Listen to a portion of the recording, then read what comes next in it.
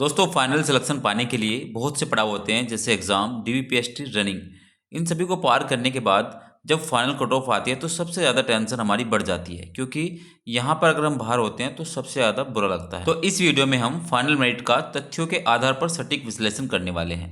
Video अगर आपको अच्छे लगे तो वीडियो को लाइक ज़रूर कीजिएगा, और अगर चैनल पर आप नए हैं तो चैनल को सब्सक्राइब जरूर कर लीजिए, क्योंकि हम शॉर्ट से शॉर्ट वीडियो बनाकर आप तक सटीक जानकारी पहुंचाते हैं। तो चलिए अब वीडियो को शुरू करते हैं। देखो, सबसे पहले हमें कुछ कैलकुलेशन समझनी होगी। कुल पद थे 60,244। डीवीपीएसटी के लिए जो बच्चे बुलाने थे वो 2.5 गुना बुलाने थे, यानी 1,50,610 बच्चे बुलाने थे। लेकिन डीवीपीएसटी के लिए बुलाए गए कितने? 1,74,316 बच्चे। अब 2.5 गुना से ज़्यादा बच्चे क्यों बुलाए गए, इसको समझते हैं। देखो, ये जो 23,706 बच्चे हैं, ये वो बच्चे हैं जैसे 2.5 गुना सिलेक्टेड बच्चे बुलाए गए थे। जो 2.5 गुना में सिलेक्टेड थे उन्हीं की तरह इनके भी अंक सेम थे। मतलब जैसे 4 बच्चों के अंक सेम हो गए, 2 बच्चों के अंक सेम हो गए। अब अंक सेम थे तो इनको भी बुलाना पड़ा। इसको इस तरीके समझते हैं, जैसे एक बच्चे के मार्क्स 220 और दूसरे के भी 220 हैं, लेकिन एक सिलेक्टेड है 2.5 गुना में, एक नहीं है, तो दूसरे को भी बुलाना पड़ा। इसी तरीके से सेम नंबर वालों को मेरिट लिस्ट में लेना पड़ा। अब बात करते हैं आगे। अब इन सेम नंबर वाले बच्चों की वजह से कुछ बच्चे ऐसे आ गए जो बिल्कुल बॉर्डर पर हैं, यानी अगर मेरिट 0.1 नंबर भी बढ़ती है तो वो बिल्कुल बाहर हो जाएंगे। तो इस कैलकुलेशन को हम एक आंकड़े में बदलते हैं, जिससे हम पुरुषों और महिलाओं की मेरिट को अलग अलग निकाल सकें। तो एक आंकड़ा बना लेते हैं। चलिए वीडियो में इस तरीके से समझते हैं। डीवीपीएसटी के लिए बुलाने थे 2.5 गुना, लेकिन समान अंक के कारण बुलाए गए 2.89 गुना। यानी अगर मैं 60,244 को 2.89 से गुना करता हूं तो 1,74,316 बच्चे बैठते हैं। इस कैलकुलेशन को आसान बनाने के लिए आप इस तरीके से समझिए कि 2.89 गुना बुलाए गए। अगर मैं उसमें से 2.5 गुना माइनस करता हूं तो हमारे पास आता है 0.39 गुना जो बच्चे एक्स्ट्रा बुलाए गए हैं। अब हमारे पास एक आंकड़ा आ गया है कि सभी में 0.39 गुना बच्चे एक्स्ट्रा बुलाए गए हैं, सभी कैटेगरी में, जो कि 0.1 मेरिट के बढ़ते ही बाहर हो जाएंगे। और फाइनल मेरिट को पता करने के लिए इनको बाहर करना ज़रूरी है। तो चलिए अब आगे बढ़ते हैं। देखो, मेल और फीमेल कैंडिडेट्स की मेरिट को समझने के लिए इस आंकड़े को समझना बहुत ज़रूरी है। कुल पद जनरल के थे 24,102, ईडब्ल्यूएस के 6,024, ओबीसी कैटेगरी के 16,264 और एससी कैटेगरी के 12,650 और एसटी कैटेगरी के 1,204। अब देखिए, मेल कैंडिडेट्स को अलग करने के लिए हमें 32% जो रिजर्व सीट हैं उनको अलग करना होगा। उनमें होती है 20% फीमेल, 5% होमगार्ड, 5% सर्विसमैन और 2% फ्रीडम फाइटर। अब हम अगर इन रिजर्व सीट्स को अलग कर दें, 100 से 32 को माइनस करते हैं तो 68% हमारे पास पुरुष परसेंटेज आता है। अब देखिए, जनरल में 24,102 का अगर हम 68% निकालें तो 16,390। इसी तरीके से सभी कैटेगरी का निकाल कर मैं लिख देता हूँ। इसमें हो जाएगा ईडब्ल्यूएस 4,096, ओबीसी 11,060, एससी 8,602 और एसटी 819। ये केवल पुरुष परसेंटेज आ गया। ये निकालना इसलिए जरूरी था ताकि हम मेल कैंडिडेट्स की मेरिट को अच्छे से समझ सकें। वीडियो अगर थोड़ी भी इफेक्टिव लग रही हो तो वीडियो को लाइक करके चैनल से जुड़ जाइए। हम बहुत शॉर्ट तरीके से आप तक सटीक जानकारी पहुंचाते हैं। तो चलिए पहले मेल कैंडिडेट्स की मेरिट को देख लेते हैं। मैं एक चार्ट यहाँ पर बना रहा हूँ, जिसमें मैं बाहर होने वाले बच्चे लिखूंगा, इधर कैटेगरी जनरल, ईडब्ल्यूएस, ओबीसी और एससी और एसटी का डेटा आपको दिखाता रहूँगा। देखिए, कुल पद एक बार फिर से रिवाइज कर लेते हैं। जनरल के लिए 16,390, ईडब्ल्यूएस 4,096, ओबीसी 11,060, एससी 8,602 और एसटी 819। ये सिर्फ पुरुषों का आंकड़ा जो मैंने अभी आपको निकाल कर दिखाया था। डीवीपीएसटी में 2.89 गुना बुलाए गए तो जनरल के हो जाएंगे 47,367, ईडब्ल्यूएस में 11,838, ओबीसी में 31,963, एससी में 24,860 और एसटी में 2,367 बच्चे।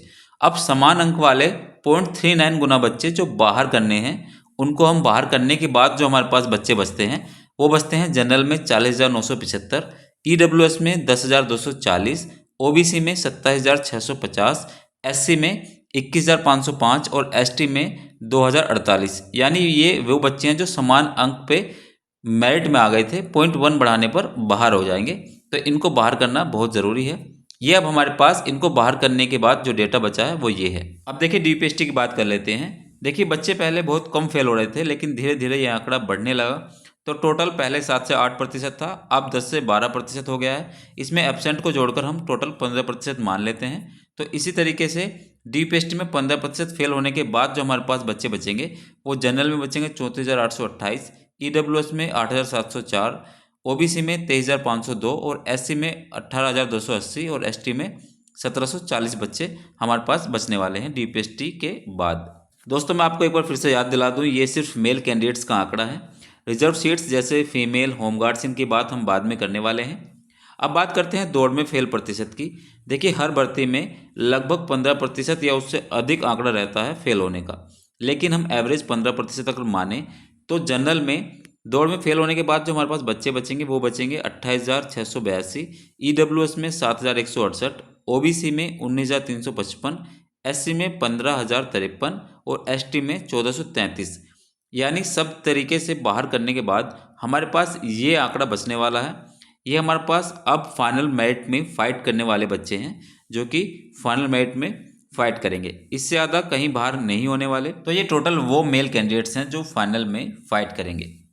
अब इसको और अच्छी तरह से समझ लेते हैं। मैं इसको आसान बनाने के लिए इस तरीके से लिख देता हूँ, एक तरफ कैटेगरी और एक तरफ टोटल मेल कैंडिडेट्स जो फाइनल में फ़ाइट करेंगे। जनरल के लिए 28,682, EWS के लिए 7,168, OBC के लिए 19,355 और SC के लिए 15,053 और ST के लिए लगभग 1,433। अब देखिए कुल सीट्स हमारे पास जो मेल कैंडिडेट्स के लिए हैं वो जनरल में है 16,390, EWS के लिए 4,096, OBC के लिए 11,060 और SC के लिए 8,602 और ST के लिए 819। ये सीट सिर्फ मेल कैंडिडेट्स की मैं बात कर रहा हूँ। अब देखिए इसमें से अगर मैं माइनस करूँ जो बाहर होने वाले बच्चे हैं जिनको हमें बाहर करना है, यानी टोटल सीट्स जितनी है उतने ही कैंडिडेट्स को हमें लेना है, तो इनको बाहर करना पड़ेगा। तो जनरल के लिए 12,292 को बाहर करना पड़ेगा, EWS में 3,072 को बाहर करना पड़ेगा, OBC में 8,295 को, SC में 6,451 को और ST में 614 को।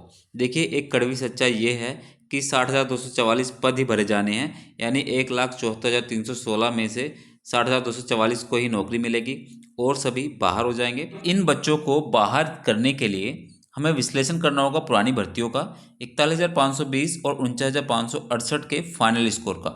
देखिए अगर आपको एनालाइज देखना है तो मैं आपको दोनों लिस्ट दिखा दूंगा और दोनों लिस्ट भेज भी दूंगा। आप कहो तो उस पर एक स्पेशल वीडियो बना दूंगा कि किस तरीके से आपने ये अनुमान लगाया है। देखिए इन भर्तियों का जब मैंने विश्लेषण किया तो एक नंबर बढ़ने पर औसतन जो बच्चे बाहर हो रहे थे, मतलब जैसे मैं एक नंबर ऊपर बढ़ता हूँ तो कितने बच्चे ऐड हो रहे थे या बाहर हो रहे थे, उसी के आधार पर यह विश्लेषण किया गया है। अगर मैं जनरल की बात करूं तो लिस्ट में एक नंबर अगर मैं ऊपर जाऊं तो लगभग 1,750 बच्चे बाहर हो रहे थे, EWS में लगभग 600 बच्चे और OBC में 2,000 बच्चे और SC में 800 और ST में लगभग 100 बच्चे बाहर हो जाते हैं। मतलब एक नंबर आप ग्रो करेंगे तो इतने बच्चों को और ऐड करना पड़ेगा। आप लिस्ट को आप एनालाइज कीजिएगा, लेकिन ये डीपली एनालाइज करने से ही आपको पता लगेगा, क्योंकि बहुत सारे बच्चों का डेटा है, इसमें मैंने बहुत सारा टाइम खर्च किया है। अब इसी के आधार पर अगर हम जनरल में 12,292 बच्चों को बाहर करें तो मेरिट को 6 से 8 नंबर बढ़ाना पड़ेगा, मतलब मिनिमम 6 और मैक्सिमम 8। तो आप इसी तरीके से समझ सकते हैं कि जो जनरल की मेरिट है वो मिनिमम 6 और मैक्सिमम 8 नंबर ही बढ़ेगी। EWS की बात करूँ तो 3,072 बच्चों को बाहर करने के लिए मेरिट को 5 नंबर से 7 नंबर तक बढ़ाना पड़ेगा। OBC में 8,295 को बाहर करने के लिए मेरिट को 4 से 6 नंबर, SC कैटेगरी में 6,451 बच्चों को बाहर करने के लिए 8 से 10 नंबर मेरिट को बढ़ाना पड़ेगा। ST कैंडिडेट्स की अगर बात करें तो 614 बच्चों को बाहर करने के लिए कम से कम 6 और अधिक से अधिक 9 मार्क्स मेरिट को बढ़ाना पड़ेगा। दोस्तों ये पुरुषों की फाइनल मेरिट्स का आप विश्लेषण देख सकते हैं। मैंने कोशिश की है कि बिल्कुल सटीक विश्लेषण किया जाए। सटीक विश्लेषण से निकलकर ये आया कि जनरल की मेरिट 6 से 8 नंबर, EWS की 5 से 7, OBC की 4 से 6 और SC की 8 से 10 नंबर और ST की 6 से 9 नंबर ही बढ़ पाएगी।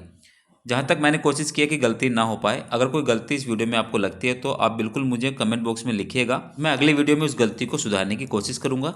ये थी मेल कैंडिडेट्स की फाइनल मेरिट का विश्लेषण वीडियो। जो शेष 32% रिजर्व सीट्स बची हैं जैसे females, home guards, freedom fighter, ex serviceman, उनके लिए वीडियो बहुत ज़्यादा लंबा हो जाएगा। मैं अगली वीडियो में उन्हीं की जो डीपली एनालाइज करने वाला हूँ, जल्दी ही इस वीडियो को अपलोड करूँगा।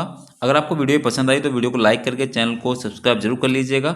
मिलते हैं अगली वीडियो में जो कि बहुत ही ज़्यादा स्पेशल होने वाली है।